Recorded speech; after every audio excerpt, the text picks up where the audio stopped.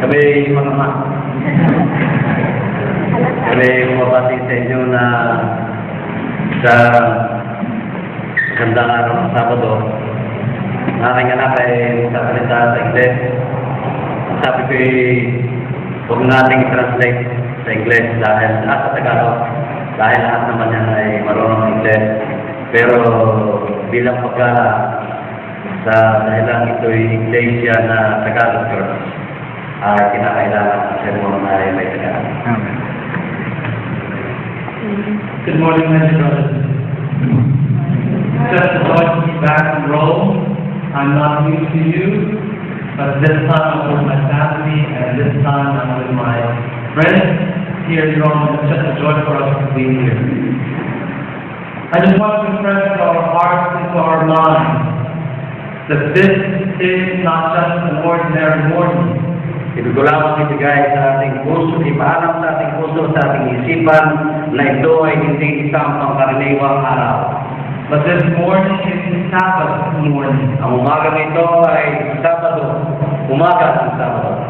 These are holy hours. Ito ay banal, mga sandali at oras. And these are the moments when Jesus draws near to us. At ito ang mga oras at sandali na si Kristo ay lumalapit sa atin. And that's why when we are going to open the Word of God, At kaya dahil lang ito kapag ating buksan ang salita ng Diyos, let us focus our mind on Christ alone. ating i-focus ang ating pag-iisip kay Kristo at amin kay Kristo lamang. Let us forget everything that bothers our mind, all the businesses of the past week. Kalimutan natin ang mga bagay na bumabagabag sa ating mga isipan sa lumipas na isang linggo. If you have problems, difficulties in life, this is the moment to forget it. Kung kayo ay mga suliranin at paghihirap sa buhay, ito ang panahon na dapat kalimutan ang lahat ng mga Because Jesus wants to speak to us right now. sapagkat gusto ni Kristo na magsalita sa atin ngayon. If you are tired because the night was too short, Kung kayo ay antok pa sapagkat maigsit ang gabi, pray the Holy Spirit will shaken you by the Word of God. ipanalangin ninyo na kayo ay lilig-ligig ng Holy Spirit sa araw na ito. And let us expect the blessing of Jesus today. At asahan ninyo ang pagpapala ng Panginoon And ngayon. that we will leave this place as different people. At tayo aalis sa lugar na ito na bagong tao. I just have to tell you something Meron akong gustong sabihin sa inyo before we get into the Word. bago tayo magpatuloy. When I was listening to Sabbath school this morning by my lab, Na ako'y nakikinig sa Sabbath School ngayong umaga. and while we were singing the song, At habang tayo maawit ng ating mga awitin, I got homesick. ako ay nahamsik. Not homesick for Austria, Hindi homesick sa Austria, not homesick for the Philippines, hindi homesick sa Philippines, but I got homesick for heaven. subalit homesick sa langit. I just thought when I was sitting there, Naisip ko lamang habang ako'y nakaupo. how long would it take until Jesus would come again? Gano'n ka katagal bago dumating si Jesus. I want to go. Gusto ko nang umuwi. And we are Seventh-day Adventists, do we believe today that Jesus is coming again very soon? At bilang mga Adventista, tayo ba'y naniniwala na si Kristo ay talagang malapit nang dumating? People of God here in Rome, do we believe that Jesus is coming again? Mga anak ng Diyos dito sa Roma, kayo ba'y talagang naniniwala na si Kristo ay talagang babalik pa? Do we live as though we wait for the coming of Jesus? Tayo ba'y namumuhay sa paraan na tayo ay naghahanda sa pagdating ni Kristo? I'm home. Ako ay I'm home here too. at gusto ko ay kayo maging mumpik. Let us go ahead. Tayo Our Father in heaven, I want to thank you so much for this wonderful privilege of opening your word again. Please bless us in a very special way through the Holy Spirit. And help us, Father, to understand the word. Help us to accept your word. And be gracious enough so that we can live by your word only. For we ask in Jesus' name. Amen. Amen. It was outside the altar. ito ay sa labas ng pader ng Jerusalem. 3 men were crucified. Tatlong lalaki ang nakapako sa krus. And it seemed there were 3 criminals. At para bang sila ay tatlong kriminal. It was a dark Friday. Ito ay isang madilim na araw ng Biyernes. All the hopes and all the dreams of the disciples and followers of Jesus were crushed to the ground. Lahat ng pag-asa at pangarap ng mga apostol ay nadurog sa lupa. It was a day filled with hatred and mockery. Ito ay araw ng puno ng pagkagalit at ng pag-alista. It was a day where the graves were just waiting for the dead. Ito ang araw na ang libingan ay naghihintay lamang para sa mga patay. And when Jesus was hanging on the cross, At habang si Kristo ay nakapako sa krus, with nails driven through his hands and through his feet, at ang mga pako ay ibinago sa kanyang mga paa at sa kanyang mga kamay, his crown of thorns was on his head, at ang mga tinig ng mga korona ng tinig ay nasa kanyang ulo, and the blood was flowing, at umaako sa ang dugo sa kanyang mukha, he lifted up himself once again. kanya itinataas ang kanyang sarili sa huling pagkakataon. And he shouted those 3 famous last words of his. At kanyang sinigaw ang tatlong popular na salita. It is finished. Natapos. It is finished. Natapos na. For the last words of Jesus before he gave up his spirit. Kaya ito ang mga katapusang salita ni Kristo bago niya ibinigay ang kanyang espiritu. In these 3 final words, the character of God is shown to us. Sa tatlong huling salita ay pinakita ng Diyos sa atin ang kanyang tunay na karakter. In the word, it is finished, the true love of God was revealed. Sa salita, natapos na ay pinakita ng Diyos ang kanyang tunay na pag-ibig. In the word, it is finished, we get a glimpse into the heart of God. Sa mga salitang ito ay natapos na ay nakapiling tayo ng kaunti sa puso ng Diyos. Just before Jesus was arrested and crucified, Bago siya inaresto, hinuli at ipinako, Jesus spoke to his disciples in the garden, si Kristo ay nagsalita sa kanyang mga alaga or rather in the upper room. sa silid sa itaas. And we find this verse of Jesus in John chapter 15. At ating mga sumpungan ang salita ni Jesus sa Juan, Kapitulo 15. And if you have a Bible, open the Bible with me. Kung kayo may mga Bible ay inyong basahin, sa inyong mga Bible, at kung kayo may mga iPad ay inyong reading. Yeah, if your Bible is white. If you have an iPod, something say push. But whatever Bible you have, take it out and read from the Word of God. Kung kayo may mga iPad ay inyong reading. Pero kahit namin yung Bible ay inyong buksan yan. John chapter 15, verse 1. 1:15, 12. It is written, Sulat, that the Father has loved me, so have I loved you. Now remain in my love. kung paano ako'y iniibig ng Ama, ay gayon ko rin kayo iniibig. Kaya't ngayon ay manatili kayo sa aking pag-ibig. Jesus speaks about love. Si Kristo ay nagsalita tungkol sa pag-ibig. And everyone of us is turned to see when we hear the word of love. At ang bawat isa sa atin ay mayroong mga kakaibang damdamin kapag ating napakinggan ang mga salitang pag-ibig. So our young boys, so our young gentlemen, Sa mga bawat kabataan lalaki, maybe you think of a girl who brings out the soft and gentle behavior of her. maaaring naalala ninyo ang mga Think of a girl. maaaring naalala ninyo ang mga kabataang babae na nagpatikok sa malambot na bahagi ng inyong ulo. Or maybe you think of a boy. O maaaring kung kayo kabataang babae ay inyong naalala ang mga kabataang lalaki Gives you just an English mind that you're waiting. na hindi ninyo kayo makatulog at inyong pinakatahan siya ay lalapit sa inyo. Because you're waiting to see the text message via WhatsApp or Viber. Inaasahan ninyo na may makakatanggap ng text mula sa kanya. When you hear the word of love, maybe you think of your husband or wife. Kapag ating nabigyan ng salitang pag-ibig, minsan ay iniisip natin ang ating asawang lalaki at ang ating asawang babae. The long years we've spent together. Ang habang panahon na ating pinagsama, You think of your son and your daughter. ating iniisip ang ating anak na babae, ang ating anak na lalaki. And I know some of you have daughters and sons back home in the Philippines, and you think about those kids when you hear the word love. At kapag tayo may mga anak nating naiwan sa Pilipinas, kailangan natin ang ating mga anak kapag ating napakinggan ang salitang love. You think of your mom, you think of your dad, Inyong iniisip ang inyong ama, ang inyong ina. or even you think of your best friend. O inyong maaaring iniisip din ang inyong pinakamabuting kaibigan. But the love that Jesus is talking about here in John chapter 15 Subalit ang pag-ibig na sinasabi ni Kristo sa Juan 15 is much deeper ay higit na mas malalim than all our ideas. sa lahat ng ating mga idea about sa love. It goes beyond our understanding. Ito ay sa kabila pa ng ating pagkaunawa. The love between God the Father and God the Son is a love that has no beginning and has no end. Ang pag-ibig sa pagitan ng Ama at ng Anak ay isang pag-ibig na walang kasimula at walang kakasala. Father, Son, and Holy Ghost are formed by unity of love. Ang Ama, ang Anak at ang Espiritu ay binubuo ng pagkakaisa na tinatawag na pag-ibig.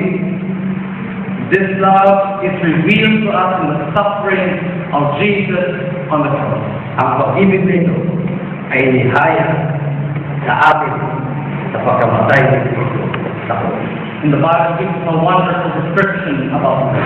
At ang Bible ang maraming kasulatan ay nagbibigay ng magandang paliwanag tungkol sa pag-ibig. 1 Corinthians chapter 13, verses 4 to 8. 1 Corinthians chapter 13, 4 to 8. These are words we love to read during wedding ceremonies. Ito ang mga salita na gusto natin marinig kapag may pinakasal. Love Christian. Ang pag-ibig ay matigas. Love the Son. Ang pag-ibig ay mabait. It doesn't end. Hindi ito nananagpiling. It doesn't boast. Hindi ito nagyayabang. It is not proud. Hindi ito proud. It is not rude. Hindi ito makaswag. It is not self-seeking. Hindi ito makasarili. It is not easily angered. Hindi madaling magalit. It keeps no record of wrong. Para It keeps no record. hindi ito nagtatanim. Salitang maintindihan natin. Love does not rely on evil, Hindi nagtutuwa sa kasamaan. but rejoices in the truth. Subalit nagkakala sa It katotohanan. always protects, Ito ay nangangalaga. always trusts, Laging nagtitiwala. always hopes, Laging maasa. always perseveres, Laging may pagtitiyaga. and love never fails. At ang tunay na pag-ibig ay hindi bumibigo. True love never fails. Ang tunay na pag-ibig ay hindi bumibigo. Are you in search for true love? Kayo ba ay naghahanap ng tunay na pag-ibig? Ang People, are you looking for the one? mga kabataan, kayo ba ay naghahanap ng yun? There is a love that never fails. Mayroong pag-ibig na hindi bumibigo. True love is shown to us in the light of the cross. Ang tunay na pag-ibig ay ipinakikita sa atin sa liwanag ng cross. A true love that never fails is a love that transforms. Ang tunay na pag-ibig na hindi bumibigo ay ang pag-ibig na bumabago. True love that never fails is a love that has compassion. Ang pag-ibig, ang tunay na pag-ibig na hindi bumibigo ay ang pag-ibig na mayroong magkaawa. And a love that never fails, true love that never fails, is a love that gives us joy. At ang pag-ibig na hindi bumibigo ay ang pag-ibig na nagbibigay sa atin ng katuwa. These three aspects of true love can be seen in the suffering of Jesus. Ang tatlong bahagi nito ng pag-ibig ay makikita sa suffering ni Jesus Christ. True love that never fails is the love of God. Ang tunay na pag-ibig na hindi bumibigo ay ang pag-ibig na bumabago. When Jesus was on the cross, Na si Kristo ay nasa krus. two men were crucified on the left and the right. Dalawang lalaki ang nakapang kasama niya sa kaliwa at sa kanan. Two criminals perfect punishment. Dalawang kriminal na talagang dapat maparusahan. They were placed on either side, and Jesus both struggling between life and death.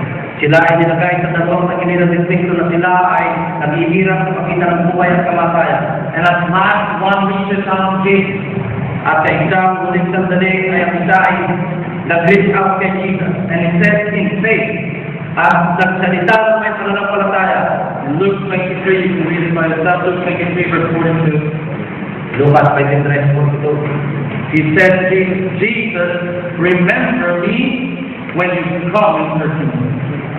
Jesus, alalahanin mo ako pagdating mo sa iyong kaharian. Those were the last kind words spoken to Jesus before Jesus died. Ito ang mga huling salita na sinalita kay Jesus bago siya namatay. Those words were not spoken by religious leaders. Hindi yan sinalita ng mga matanda sa iglesia.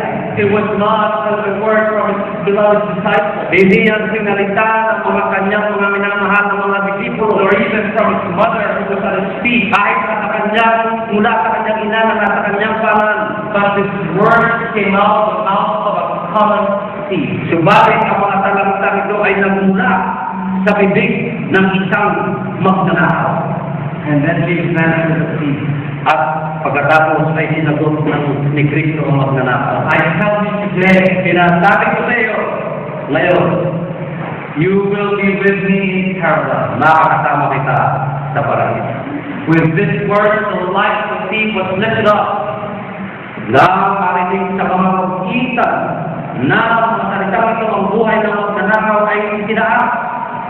We do not know much about the thief, Hindi natin alam ang maraming bagay tungkol sa buhay ng magnanakaw. but in my imagination, Subalit sa aking imagination, maybe the thief, he was a Jew for sure. sigurado siya ay Hudyo. And as a Jew, he would grow up in church. At bilang Hudyo siya ay lumaki sa simbahan. He would go to Sabbath school Siya every ay time. pumunta sa Sabbath school tuwing Sabbath. He would hear the sermon every Sabbath. Makikinig siya ng sermon tuwing araw ng Sabbath. He learned all the Bible stories of all the family worship. Nalalaman niya ang lahat ng Bible stories during the family worship. But at some point in his life, he didn't want to have anything to do with all this religion. Subalit dumating ang panahon sa kanyang buhay na siya ay nagsawa sa mga ganitong buhay religyoso. And he rebelled against his parents. At siya ay buhay sa kanyang mga magulang. And now he got into a group of young people who were just trouble. At ngayon ay siya ay nasa isang grupo ng mga kabataan na talagang ang hiling ay makagulo. And the consequence was the cross. At ang naging bunga ay siya ay mapapot sa krus. We do not know much about the.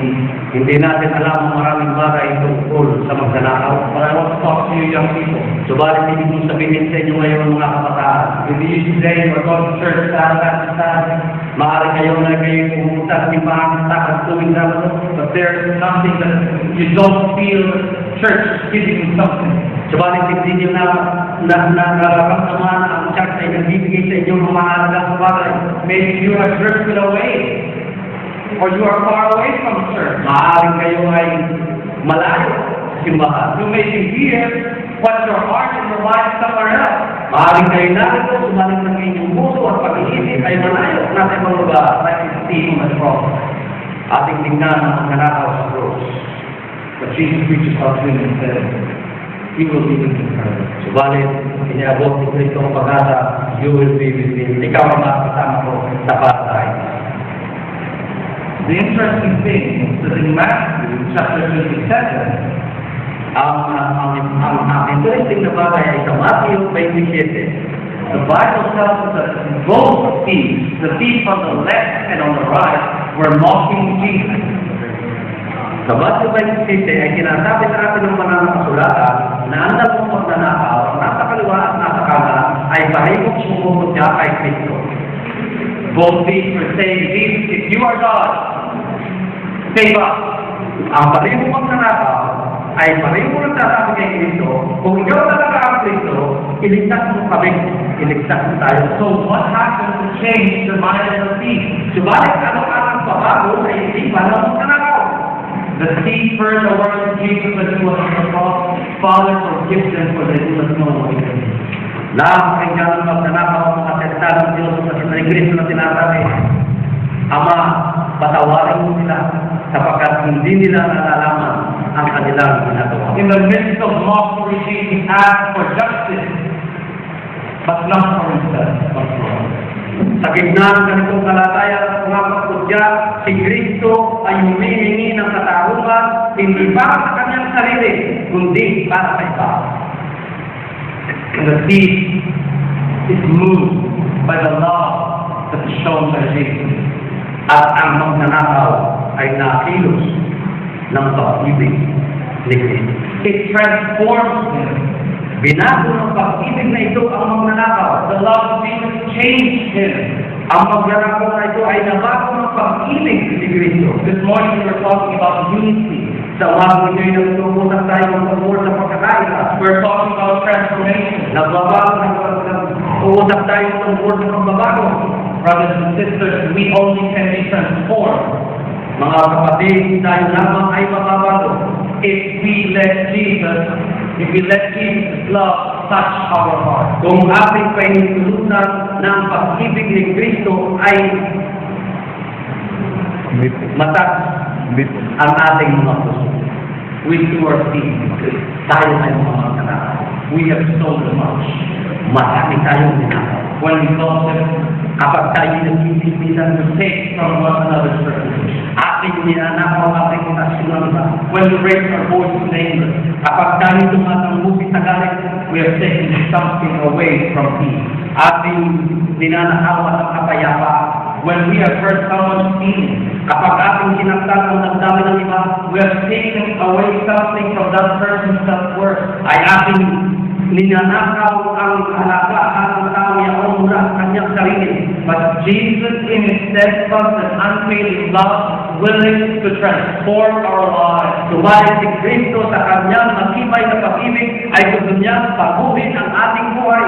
His love transforms us from a thief, Ang kanyang pag-ibig ay baguhin tayo pamula sa pagiging magnanakaw, from a criminal, and from a sinner, mula sa pagiging kriminal at sa pagiging makasalanan, to a man that is free, sa isang tao na malaya, that is loved and forgiven. na minamahal at pinatawad. A love that never fails, a love that transforms. Ang pag-ibig na hindi bumigo ay ang pag-ibig na lumabago. True love that never fails, a love that has compassion. Ang pag-ibig na hindi bumigo ay ang pag-ibig na may pagkatawa.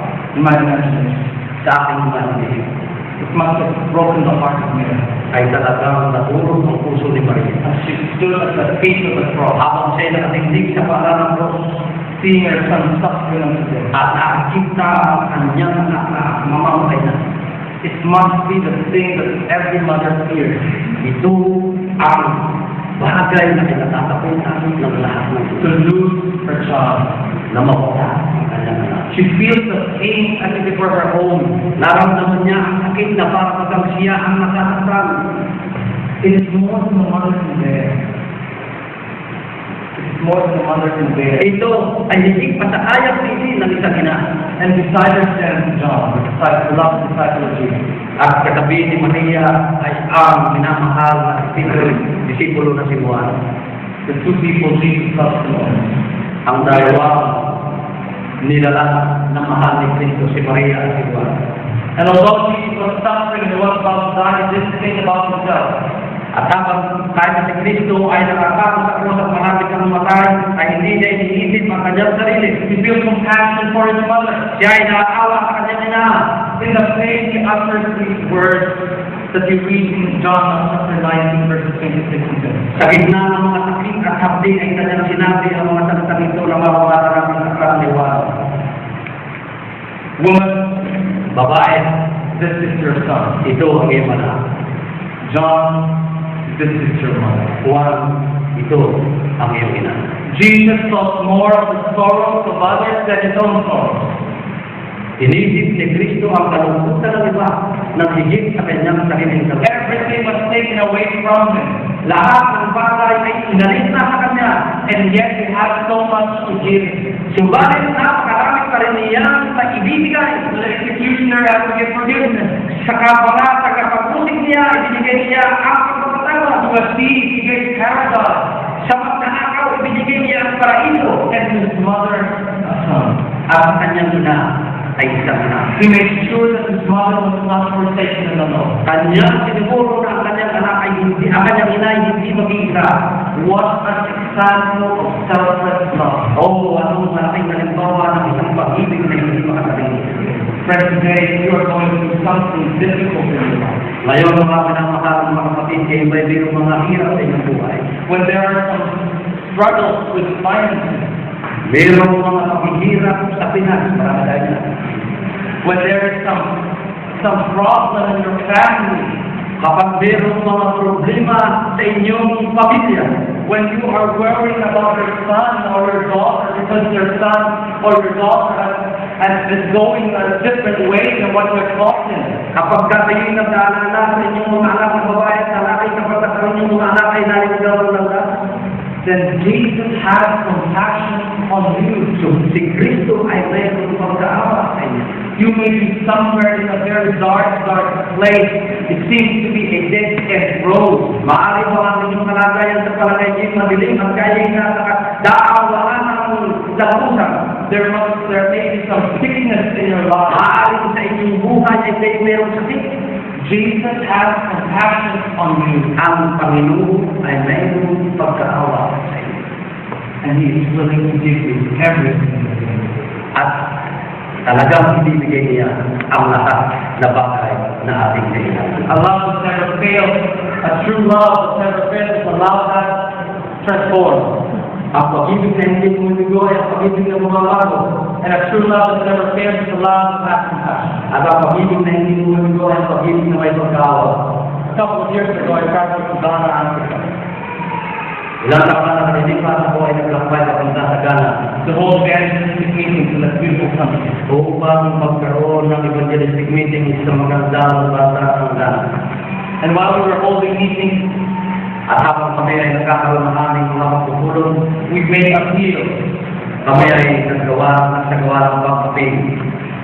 Everyone who wants to give and surrender his life to Jesus to come forward. Aming sinabi na yung mga gustong magsuko ng kanilang buhay kay Jesus ay lumakad papunta sa una. And on the side of my colleague who held meetings as well, Ang lugar na pinagdadahusan ng aming kasama na nagdadaos din ng evangelistic meeting, a young girl came forward. isang bataang babae ang lumapit sa una. Very young girl, small and very thin. Isang kabataan na bayag at nakawaka pa. And while she came forward, At habang siya'y lumalakad papunta sa una, Satan came into her. pumasok si Satanas sa kabataang babae nito. And she was filled with demons. At siya ay napuno ng mga espiritu ng demonyo. And her voice, you have to imagine she's a small girl. Inyong nakakisipin na siya ay maliit na kabataang babae. And her voice became as big as a voice of a, very huge man. At ang kanyang dinig ay naging dinig ng isang malaking lalaki. And she was very strong. At siya ay napakalakas. 6 of our brothers tried to stop her, Sa ating mga kapatid, ang nagsubok na siya ay pigilin, but it was very difficult. pero napakahirap. But then they brought her to a room, At kaya siya ay kanila dinala sa isang piling. and they prayed and they sang and they prayed over her, Sila ay nananalangin at sila ay nagsiyawi. and the demons would not leave for about half an hour. At ang demonyo ay napili sa kanyang sarili ng mga kalahating oras. And when the demons left her, At nang iwanan siya ng demonyo, she wasn't calm. siya ay talagang pagod na pagod. And so we thought she's not coming back to me. Subalit aming iniisip na siya hindi na mamalik sa aming hilig. But if she experienced something like this, she doesn't want to come back here. Kapagkat kung sino man sa atin ang maka-experience ng ganito, hindi na tayo babalik. But our surprise came the next time. Subalit sa ating pagkakagla, siya ay bumalik. She came again the other day. Siya ay bumalik. She came again and again as the meeting broke, Hanggang sa matapos ang meeting, siya laging nabalik. and she gave her life to Jesus. At ibinigay niya ang kanyang buhay kay Kristo. Nothing can hold us back from the love of God. Walang mapipigil sa atin pamula sa pag-ibig ng Diyos. Not even the demons of Satan. Kahit na ang mga anghel kita kalap, That is a true love that never.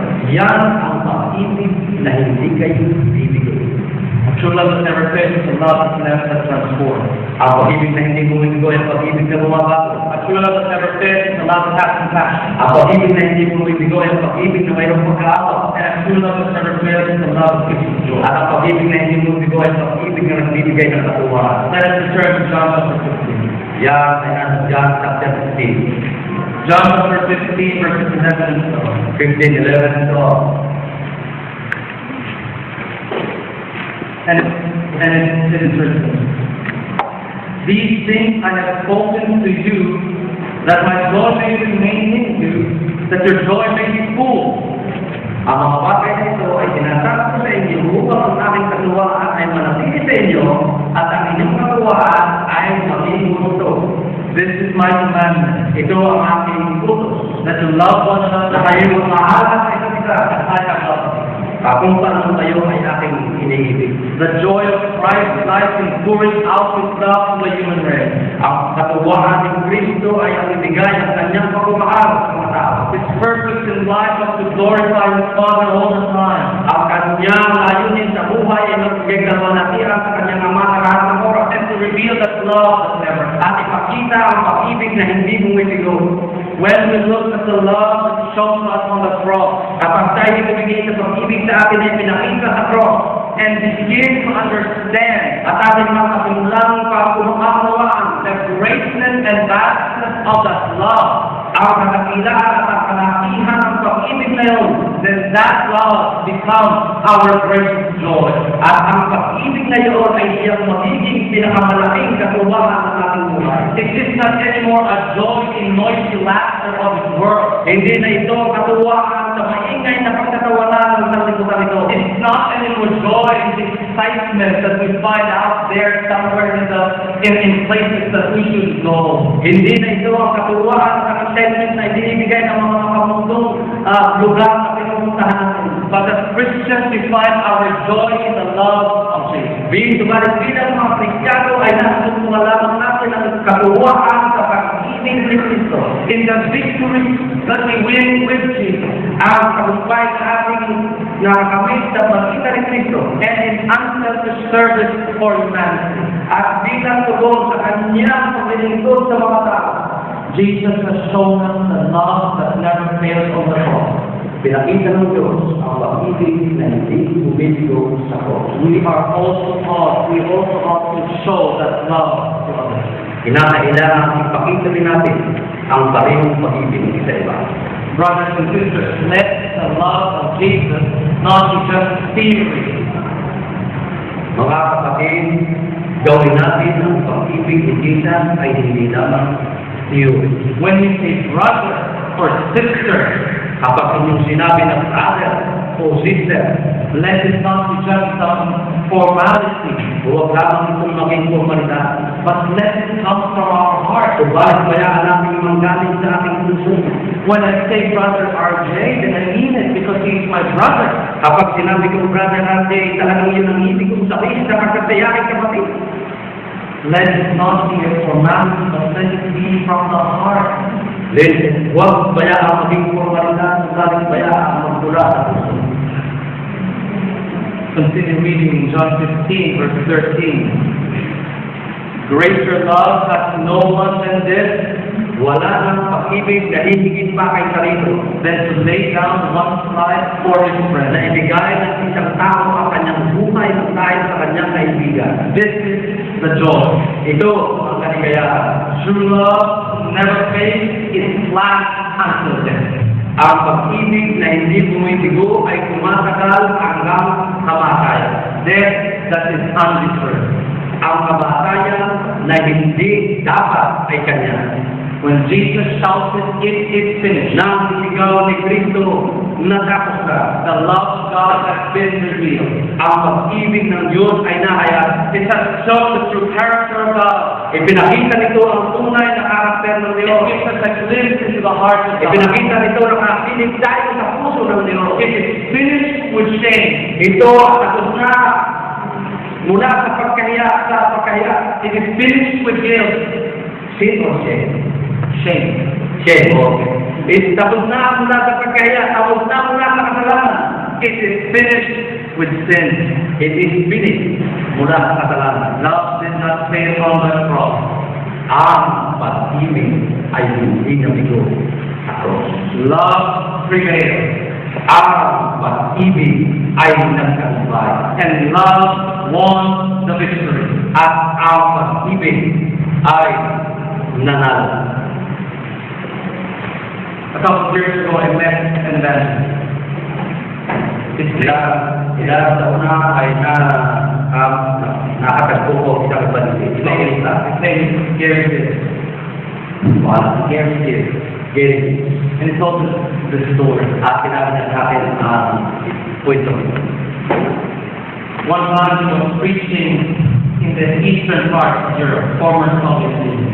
Minsan ay siya ay nangangaral sa dating Soviet Union.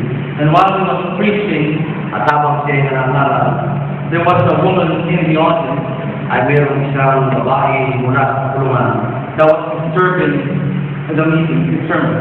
na parang kanyang kinugulo ang pagpapulong. She was always making some noise, Gumagawa lang siya ng ingay. very angry. Talagang nakakapala. So Pastor Gibbs, Kaya ang ginawa ng Pastor Gibbs, while he was preaching, said, "Oh, well, I'm down here. I'm going to go get to you, and I'm going to ask you why are you so loud?" pagkatapos nito, aking naman ito ay pupuntahan kita. Itatanong ko sa iyo, bakit ka nagkakaganyan? But when the sermon was finished, before he could even get to her, she was. Pero pagkatapos na sa mga salit na makasara ko muna sa babae, ang babae pumunta sa babae. And the woman said, At ang sabi ng babae, "How can you preach about eternal life? papaano ikaw ay makapag-ngangaral ng tungkol sa buhay na walang hanggan?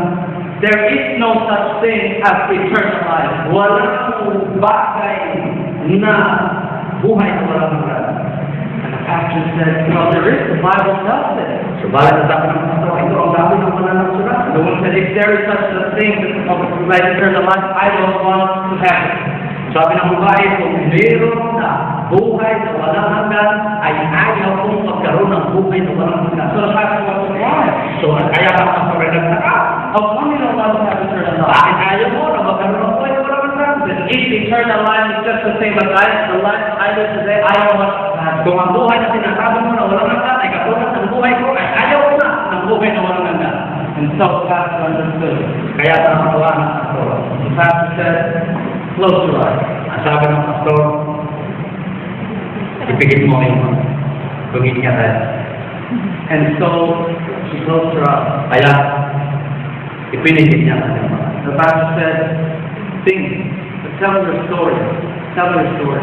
Sabi ng pastor ngayon, habang nakapikit ka, sabihin mo ang kasaysayan ng iyong buhay. And she said, "Oh, my life. Sabi ng babae, sa buong buhay ko, When I was a kid, habang ako ay bata pa, the Soviet army came to our town. ang mga sundalo ng Soviet Union ay dumating sa aking bayan. They took away my fiancé and my father. Kanyang kanila kinuha ang aking boyfriend at ang aking ama. They killed her in front of my mother. Pinatay nila ang aking ama at ang aking boyfriend sa aming bayan.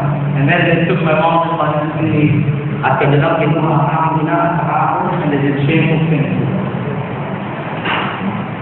They did shameful things. At kanilang ginawa ang mga nakakayang bagay sa akin. And after that, they took my mom. At pagkatapos nung ay kanilang kinuha ang aking ina, And since then, I've never seen my mother again. at pasimula ko na hindi ko na nakita muli ang aking ina. If eternal life this, I know. Kung eternal life ay katulad nito, ay ayaw ko ng buhay ko. And then the pastor said, At pagkatapos ay sinabi ng pastor, "Now tell me the most happiest moment of your life." ngayon, sabihin mo sa akin ang pinakamaligaya sandali ng ibo. And with her eyes closed, At habang ang kanyang mata ay kapigil, she said, "Oh, I remember the day, in those days when we would go, my dad and I would go to the river. itong araw na aking na-imagine ako sa aking ama ay pupunta sa ilog And we would swim, at kami ay lalamog. and I would pretend to be drowning. At ang aking ako'y magpupunta niya rin ako'y nalulunod. And my dad would stay next to me. At ang aking dad ay ako ay sasakipin. Oh, those were wonderful days. Yun ang mga makahangang araw. The preacher said, "Tell me more." Sabi ng mga ngaral, magsabi ka pa ng mas marami. And Nikita, that was her name, Nikita. At si Nikita, yun ang pangalan ng babae. Nikita said, "Oh, I remember the night when my mom and I were sitting in bed. Naalala ko nung ako at ang aking ina ay nakaupo sa bed. And when mom was telling me, oh, not that boy." At ang sabi ng aking ina, bumibili ng magiging boyfriend. Huwag yung ganahan niya. And then she said to the pastor, "Tell me more, tell me more." At sabi ng pastor, sige po. And then she said, "But the most wonderful day in my life At subalit ang sabi din, the most wonderful day, ang pinakamaligayang araw sa buhay ko, is when my boyfriend Sergey ay ang aking boyfriend na pangalan ay Sergey, kung sa akin ay Siri, fell on his knees ay lumuhod sa aking harapan and proposed and said, 'Will you marry me?'" at ang sabi, And that was the most beautiful day of my life. Glad he become old and have children and marriage. at yun ang pinakamaligayang araw at araw isip na magkakaroon kami ng anak at magandang buhay. And then the pastor said, "Oh, At ang sabi ng pastor, sige, that is eternal." yak ang buhay na wala. It is an endless falling in love. Ito ay ang walang katatapusang pagmamahal. An endless falling in love. All the things that you feel when you are in love, that's eternal life. Ang lahat ng mga bagay na inyong na ramdaman kapag kayo'y nagmamahal, yan ang buhay na walang hanggan.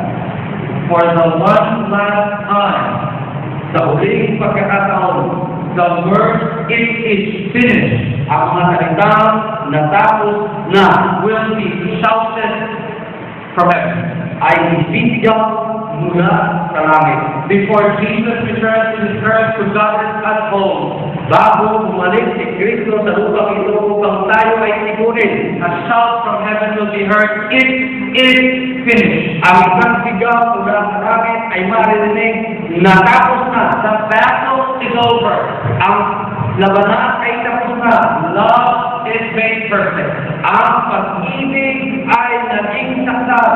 A home will be prepared where there will be no more pain or suffering. Isang tahanan na iyang nanawalan ng paghihirap at panganakit. There is no more heartache or sorrow. Wala ng kalungkutan at mga masakit na pakiramdam. There is no more crying, no more heart being apart from loved ones. Wala ng mga pagluha at wala ng pamimiwalay.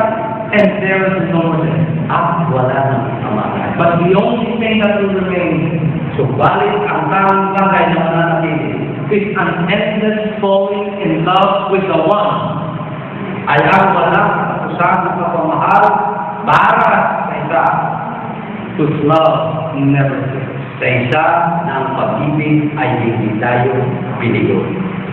My brothers and sisters, Mga manamahal ng kapatid, the love of Jesus never fails. ang pag-ibig ng Diyos ay hindi nilito. Ang iinamit. You may feel forsaken. You may feel forsaken and alone. Yung maaaring makaramdaman ninyo na kayo'y pinabayaan at nag-iisa. You may feel that sometimes God is not present in your life. Maaaring din natin yung naisip at nararamdaman na ang Diyos ay wala sa inyong buhay. You're praying and praying and praying, Kayo'y nagsipat na nalangin at nalangin, but somehow nothing changes. subalit para kapag lahat ay hindi nagbabago. But the love of God never fails. Subalit hindi kayo mabibigo sa pag-ibig ng Diyos. He will not fail. Hindi kayo bibiguin. He will not fail. Hindi kayo bibiguin. Hang on to Jesus. Cling to Jesus. Umawag tayo kay Jesus Because His love never fails. sapagkat ang kanyang pag-ibig ay hindi bumibigo. Let us experience His love today and forevermore, until Jesus comes. Maging ito ang ating karanasan ngayon at magpakailanman hanggang sa dumating si Kristo. In the precious name of Jesus. Sa mahalagang mga anak ni Kristo. Amen. Amen. Amen.